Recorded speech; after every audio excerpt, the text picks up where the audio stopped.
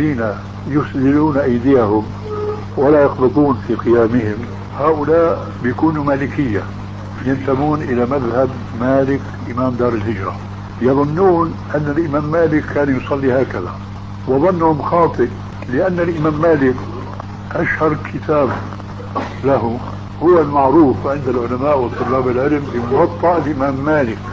في هذا الكتاب يوجد عنوان صريح، عنوان مثل لافتة: وضع اليمنى على اليسرى في الصلاة. هذا مين وضعه؟ مالك نفسه. ثم يروي تحت هذا العنوان حديثا بإسناده عن أبي حازم عن سهل بن سعد.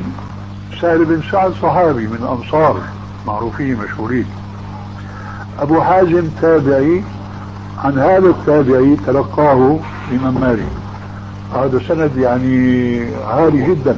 مالك عن أبي حازم عن سهل بن سعد قال: كانوا يؤمرون بوضع اليمنى على اليسرى، ينمي ذلك إلى النبي صلى الله عليه وسلم، يعني يرفعه إلى الرسول صلى الله عليه وسلم.